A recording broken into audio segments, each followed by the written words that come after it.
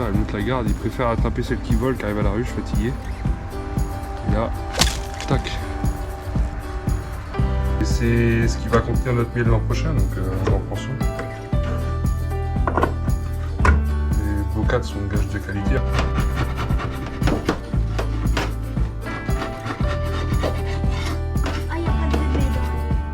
Oui, c'est blindé, hein. C'est rempli d'abeilles. C'est une ruchette au printemps, ils sont en train de construire sur le couvre-cadre, sur le nourrisseur. Allez, bienvenue dans cette nouvelle vidéo, on est parti. Donc on allume l'enfumoir et on file au rucher. Là, le but de l'opération aujourd'hui, ça va être de retrait du traitement à Pivard. Donc on retire les lanières à Pivard, le traitement anti-varrois. Je vous fais voir ça en image, je vous fais voir plusieurs ruches. Donc on fait vite, on est aujourd'hui le 30 octobre. Donc on en profite, on retire les lanières de traitement. On ouvre rapidement vraiment parce que là il fait 18 degrés à peu près, 18-19 degrés. Donc on retire rapidement, on ouvre, on retire le traitement, on ferme. Fin de la visite, c'est la dernière fois de l'année que vous verrez des abeilles, enfin les abeilles de mes ruches. Donc du coup, on fait ça vite fait, je finis d'allumer l'enfumoir et on est parti.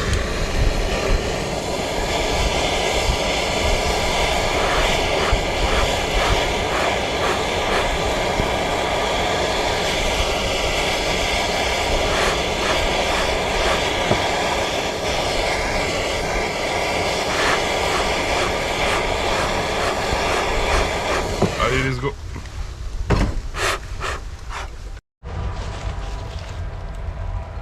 Là, on voit ça vole encore un peu. On entend la flotte, je vais attendre que l'averse passe, c'est des petites averses aujourd'hui. Donc ça vole quand même, donc c'est la preuve qu'il pleut pas tout le temps. Hein. On voit que ça sort, ça vole. C'est pas énorme, mais bon c'est normal, une activité d'automne. Là on voit, il y a de l'activité un peu aussi.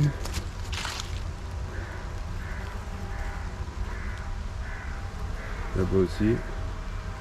Donc que des bons signes. Je suis venu hier faire un petit tour voir s'il y a des frelons. J'ai pas vu de frelons, j'en ai vu un, mais j'ai fait sa fête en une demi-heure. Et là on voit qu'il y a de l'activité dans les ruches. Et ça vole. Donc celle-ci par contre elle avait pas mal d'abeilles mortes sur la planche d'envol que j'ai enlevée. C'est normal, hein, on va avoir de la mortalité en ce moment, tant que c'est pas un tapis d'abeilles devant les ruches. On se tracasse pas. Là pareil, ça vole aussi. On peut constater. Ah, il y a un frelon qui vient de passer.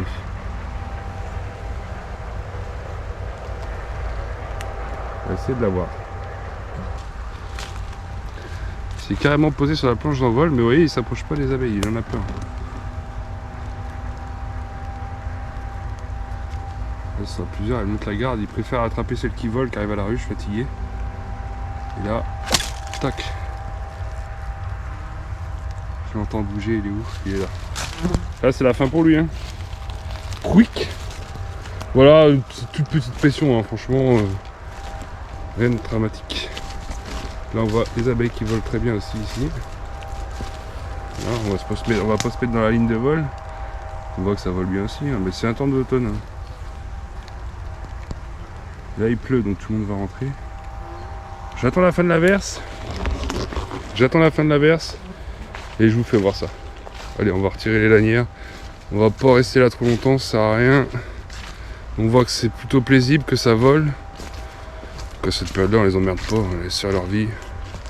Allez, c'est parti. Allez, c'est parti, on retire les... Donc comme je disais tout à l'heure, ruche traitée le 16 août. Retrait des lanières le 30 octobre. Donc ça fait à peu près à peine 10 semaines. Allez, on va dire 9 semaines, 3 quarts. Donc j'en profite là parce que j'ai un créneau, après ça se rafraîchit grandement. Et pluie quoi. Pluie, vent, donc on fait ça un jour où il fait à peu près beau, là 18 degrés. Il y a des petites averses de temps en temps, je fais ça entre les averses. Traitement, retrait les lanières, et là dans ma petite boîte. Avec des gants qui vont être jetés, ils sont tout pétés, ceux-là ils ont fait toute la saison. Donc des gants qui vont être jetés par rapport au fait qu'il y a encore du traitement dessus. Hein. Des gants qui vont être jetés et ça dans la petite boîte et ça partira avec tout. Voilà. Pas là, on met pas ça à la poubelle, on recycle ça proprement. Donc là une ruche peuplée. Voilà. Donc elle est restée sur 10 cadres. Je vais pas la descendre parce que vous voyez par vous-même. Il n'y a pas besoin. Elle fait 20 kg en pesée arrière, donc elle fait 40 kg. Elle est remplie d'abeilles et là le but ça va être de retirer la lanière qui est là. Et l'autre doit être par ici. Et l'autre. Là et là. Donc le couvain était ici en fin d'année. On va retirer ces lanières. Pour les décolles. On y va doucement. Là elle est décollée et là je tire tranquillement. Je fais pas le bourrin. Il reste encore la petite lanière. Voilà. Là ça doit venir tout seul. Tout doucement, on n'y a que pas la reine à cette saison là. Elle peut être dessus, hein, ou juste à côté. Voilà. Hop, dans la petite boîte. Hop, les deux lanières. Sur une grosse ruche comme ça, deux lanières. Comme je vous ai dit dans la dernière vidéo où on parlait du traitement. On tire tranquillement. Tant que la petite lanière là elle n'est pas sortie, ça va être voilà. Et là maintenant ça sort tout seul. Voilà. Comme on voit elles sont propres, je suis passé au bout de 5 semaines pour les gratter. Mi-traitement à peu près. Pour les regratter et les replacer au niveau du couvain. Pour avoir un traitement optimal. Il faut savoir qu'au niveau du couvain, c'est là où les abeilles vont passer le plus possible. Et ça c'est un traitement par contact. Donc on les place toujours sur la grappe de couvain, on sait que les abeilles y passent toujours. Voilà. Et on referme et on passe à une autre. Allez, suivante. Enfin, on voit, c'est l'automne, les feuilles tombent.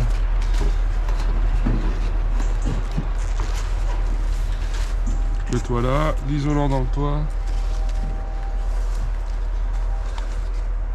Ça doit être une ruche populeuse aussi. Il y a quelques abeilles malgré les portes fermées qui arrivent à passer. J'ai remarqué ça dans plusieurs nourrisseurs.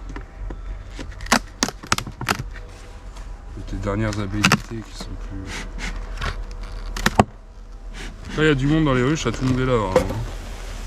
Là on voit que c'est une ruche qui est populeuse aussi. Hein. Restez sur 10 cadres aussi. J'en ai deux comme ça. Deux, peut-être 3. Non, l'autre est descendu je crois sur 9. Ça c'est une ruche que j'ai remérée et qui a fait un boulot de fou, la reine. Là on en fume. Lanière là et là. On retire. On va les laisser au calme pour l'hiver. Là hop on la relève. Hop tout doucement.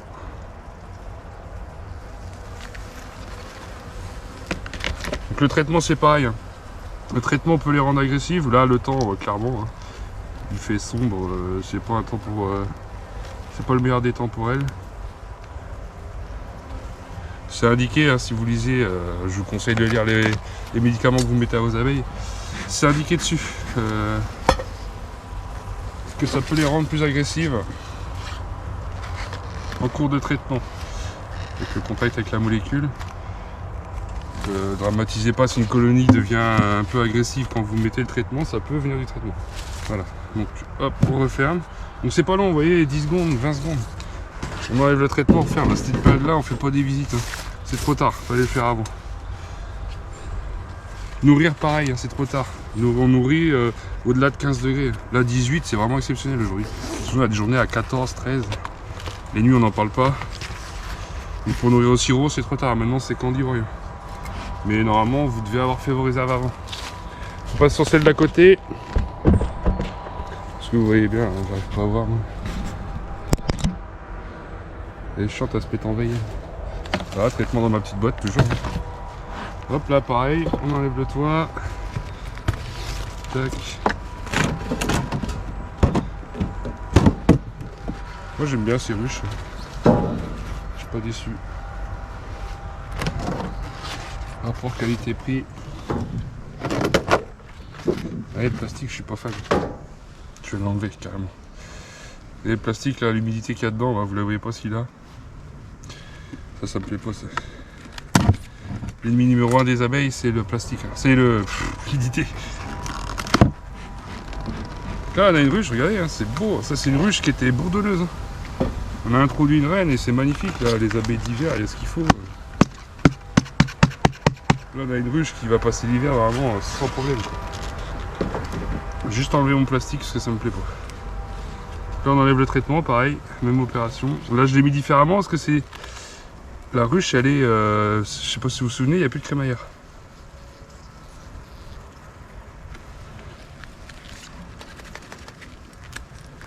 On laisse ce bout de bois. Et on referme. Là on voit qu'il y a du monde. Je voulais la réduire mais il y a plein d'abeilles qui sont nées. Donc là moi c'est une ruche qui me plaît ça. Qu'est-ce que tu fais là toi? Viens sur ma main. Grimpe. Allez, sors de là.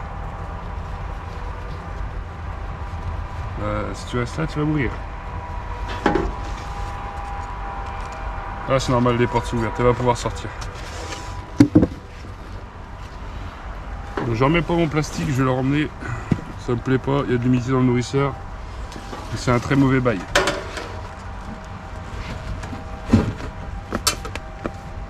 Ah j'ai mis l'envers. De toute façon les écritures changent l'année prochaine. On change de couleur. Voilà, on referme et on passe à... Je vais vous faire voir une ruchette. Allez voilà la petite ruchette en question. J'ai bien tendu celle-là. Donc tout le traitement le 18 août. Il n'y en a pas une qui a été traitée avant. Si, il y en a une qui a été traitée après. C'est un essaim du 18-24, 6 jours après. Parce que j'ai fait l'intro de reine le jour où j'ai traité ces ruches là, j'ai fait l'intro de reine dans les autres.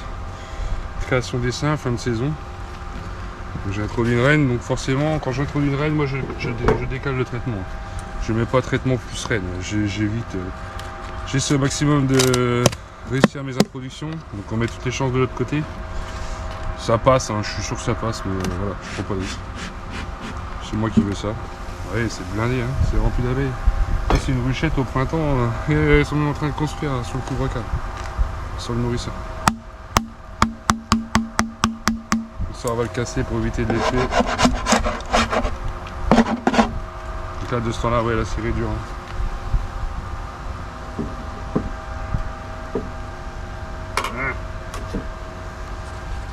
Voilà, donc ça on va le casser aussi pour éviter de tuer des abeilles.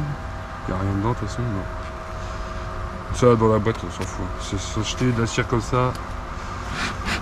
Ce sera jeté en contact avec le produit, en contact direct avec le produit on ne garde pas. Donc là j'ai une lanière là. Et c'est tout, c'est normal, hein, ruchette sur 6 cadres. Hop, il devait y avoir 4 cadres de couvain, donc une seule bandelette pour une ruchette. 2 pour une ruche au-delà de 6 cadres. On dit 4 cadres de couvain.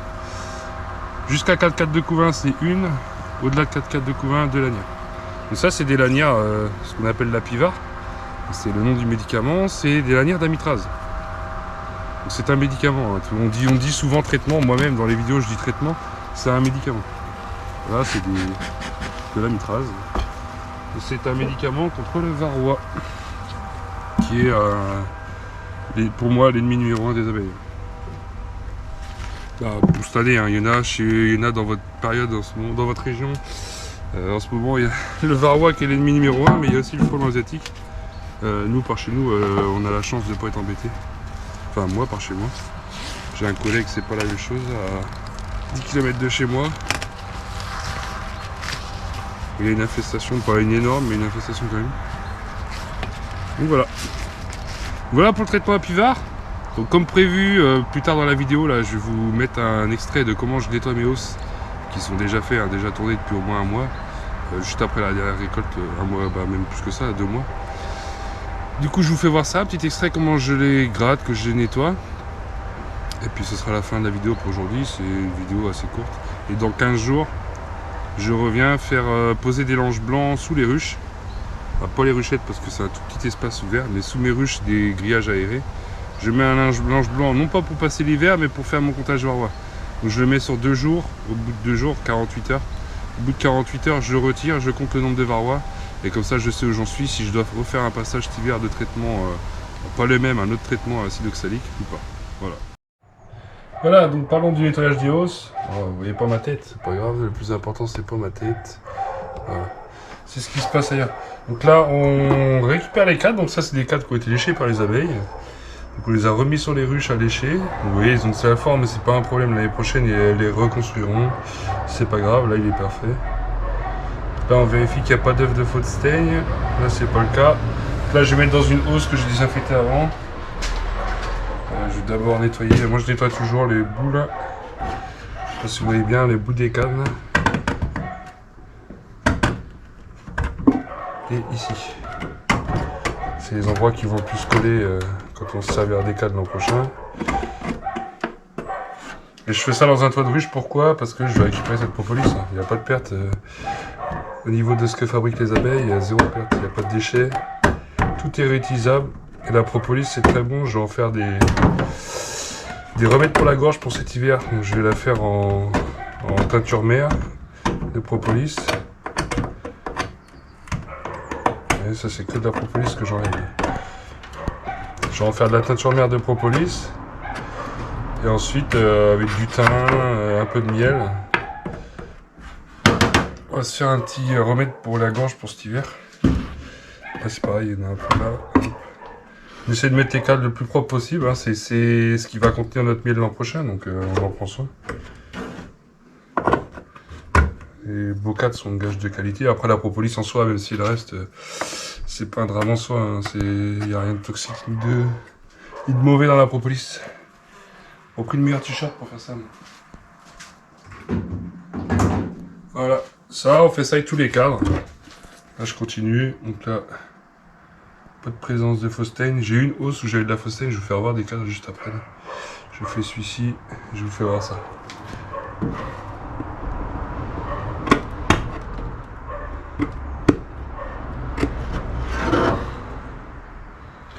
Alors pourquoi j'ai eu de la faux stain? C'est moi qui me suis pris tard hein, pour préparer pour mettre mes cadres.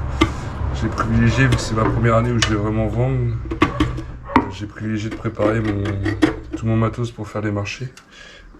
Mon étiquetage, tout ça pour être dans les réglementations et puis que ce soit sympa sur le marché. Voilà. Donc là j'ai des cadres qui étaient bouffés par la fausse teigne. Qui commençaient, franchement c'est vraiment le tout début. Donc ce que j'ai fait là, il y a un trou, c'est normal, c'est moi. J'ai enlevé tous les endroits où il y avait des œufs. Donc c'est des petits œufs blancs. Et des fils de fausse teigne. Donc des fausses teignes, j'en ai trouvé. Je vais vous faire voir après ce que c'est qu'une fausse teigne. Ça c'est une petite bestiole. Il y a encore des œufs. Donc je vais passer ça au congèle. Donc tous ces cadres là qui ont été attaqués par la fausse teigne, ils vont passer au congèle. Donc ça c'est une hausse où j'avais beaucoup de pollen. Voilà, le gros problème de développement de la fausse teigne, c'est souvent dans les cadres qui ont du pollen. Là on voit, tac, je vous fais voir là. Là il y a une fausse teigne que j'ai tuée. Je sais pas si on va avoir une vivante, je vois pas. Là il y en a une qui bouge là. Donc c'est des espèces de gros vers de farine. Voilà, donc ça c'est des papillons qui pondent dans les alvéoles. Et du coup, ces papillons ensuite les œufs de papillons deviennent larves et ensuite redeviennent papillons. Et si on fait rien, on évite. Là c'était vraiment le tout début. J'avais quoi une fausse teigne et demie par 4. Vous voyez, je les ai détruits, mais pas beaucoup quoi. Ça va être reconstruit, c'est pas un souci. Hein. Mais si on fait rien, qu'on laisse ça faire, les cadres, la cire est bouffée quoi. Là je finis ma hausse et puis je vous reprends après pour le grattage du corps de hausse. Enfin de la hausse quoi. Là c'est les cadres de hausse. Et après je vous reprends pour le grattage de la hausse tout simplement.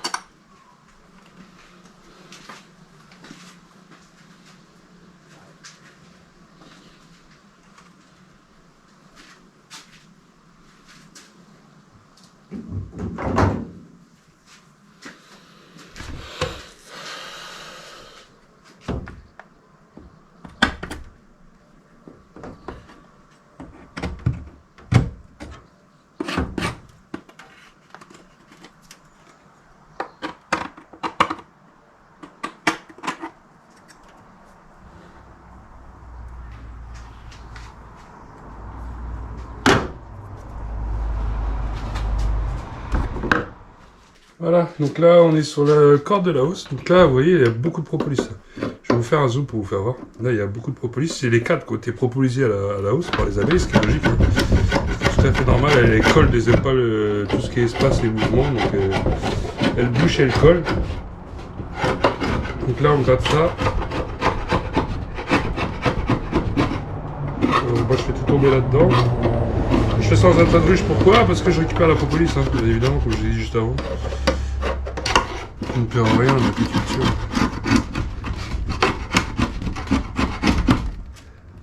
Alors c'est pas une obligation, on peut laisser la propolis dedans, c'est pas un drame en soi. Moi ça évite les jours quand on entrepose des hausses. Des fois les blouses de propolis font créer un jour entre deux hausses. Du coup je gratte ça et les cadres, hein, pour la manipulation des cadres l'an prochain, je pourrais laisser à l'intérieur. Mais l'an prochain les cadres vont être chiants à enlever, à remettre. Voilà, on repart sur une base propre pour l'année prochaine. Là, je fais les deux crémaillères comme ça, tout le côté de la ruche. Là, c'est fait, là, c'est fait. Voilà, là, je fais le côté là.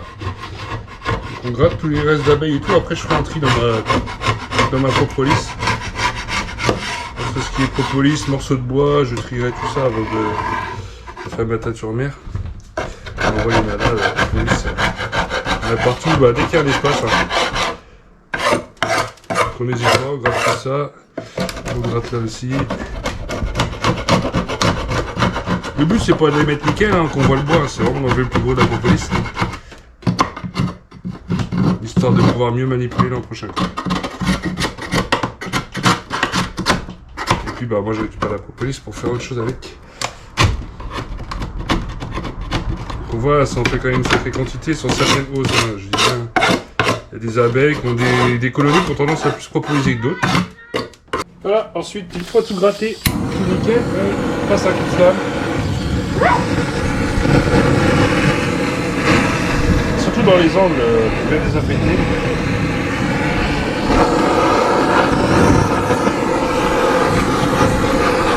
Les petits trous des crémaillères où les phostéines pourraient se loger.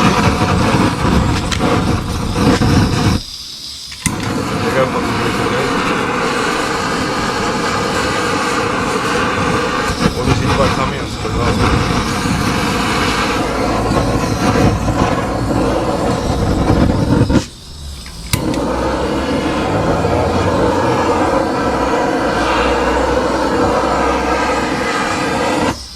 Et voilà.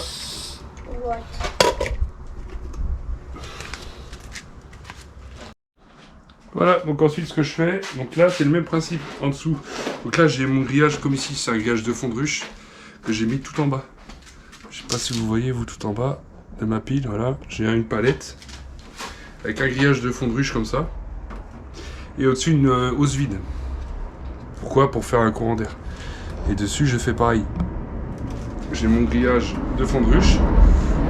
Je vais chercher ma hausse vide. Et je la mets par-dessus. Donc on la met comme il faut et on appuie bien comme il faut pour qu'il n'y ait plus de jour. Surtout qu'il n'y ait pas de jour sur les côtés, sinon c'est comme si vous avez rien mis. Donc ça a pour but de créer une cheminée. Donc une cheminée c'est quoi? C'est naturel, l'air va s'engouffrer par en dessous et ressortir en haut. C'est ce qu'on appelle une dépression. Donc voilà. Et ça va avoir pour but de ventiler, et sachant que la phostéine va avoir des courants d'air et de la lumière. Donc on laisse ouvert comme ça. Bon là je suis en train de... c'est dans le garage pour l'instant. Je suis en train de faire un hangar pour stocker dehors, c'est encore mieux au frais la nuit. La phostéine elle aime pas du tout quoi. Quand c'est au frais, donc on met ça dehors, sous un hangar. Et on laisse comme ça s'aérer et se ventiler. Il n'y a aucun souci au niveau des cires et tout, l'humidité ne jouera pas. Faut bien enlever le pollen comme j'ai fait. Et tout début d'infestation de phostéine. Donc là ce que je vais faire de mes cadres... qui sont là, donc eux ce sont des cadres qui ont une infestation de phostéine, donc j'ai enlevé le plus gros de la cire où il y avait les œufs.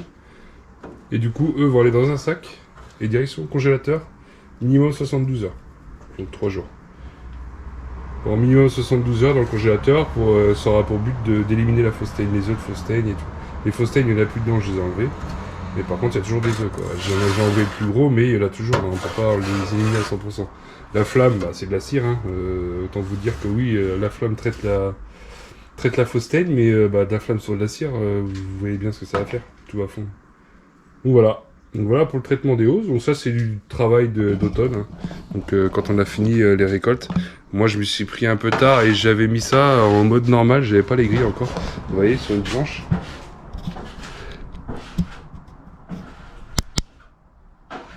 Là j'ai mis ça sur une planche mais du coup pas d'aération quoi. Donc la fausse teigne commençait à se développer. Donc là elles sont là depuis déjà un bon mois quoi. Ouais depuis mi-août, donc ouais un mois et demi même. Donc la fausse teigne a commencé à se développer. Donc là je laissais ça faire. Dans un mois il n'y avait plus d'eau. Tout était infesté. Voilà. Donc on va continuer de nettoyer. Puis on va mettre ça comme il faut. Prêt à stocker pour l'hiver. Voilà. Sur ce maintenant vous savez comment je fais. Il y a sûrement d'autres méthodes. Moi c'est ce que j'utilise. Et l'an dernier j'ai réussi à conserver mes hausses en pile comme ça. J'en avais que 2 ou 3. Mais j'ai eu un coup de bol que la fausse teigne n'était pas installée dedans. Sinon c'est foutu quoi. On n'a rien de temps. Là tu filmes là? Ouais. Ah là ça filme. Ouais mais je vais couper au montage. Quand tu m'as appelé j'ai arrêté de parler. J'ai presque fini ça. Tu vois, ça c'est de la propolis.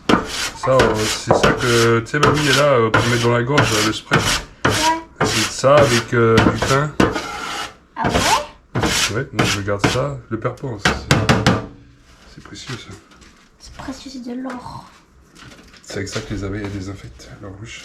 On désinfecte. Ouais. Il y en a partout. Il y a la bouche et trous pour pas qu'il y ait l'air à passer.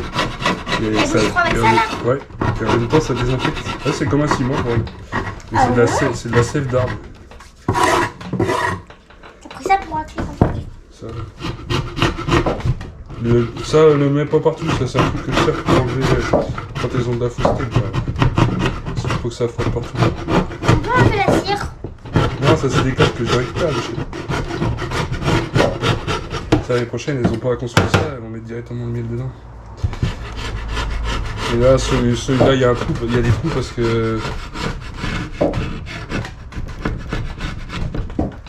Il y a des trous parce que il y avait de la fausse teigne dedans, donc il était temps que je l'efface. C'est trop bien. Ouais, fais gaffe, ça colle ça. Je sais. Quand tu touches déjà ça colle. Ah non, non. Ça sent bon. Mais ça colle. Ça sent bon. Ouais, ça sent super bon. Ça sent trop bon.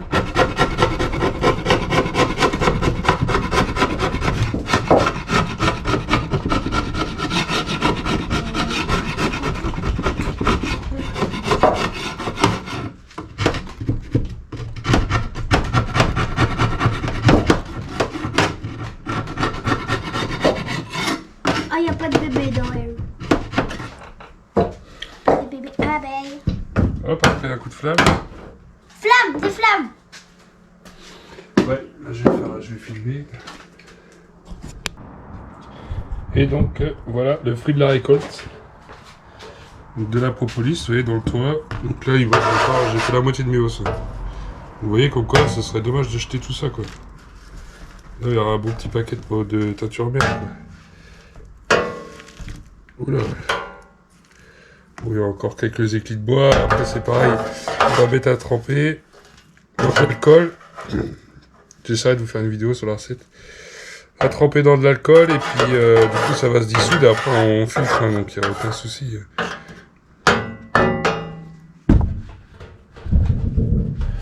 Voilà.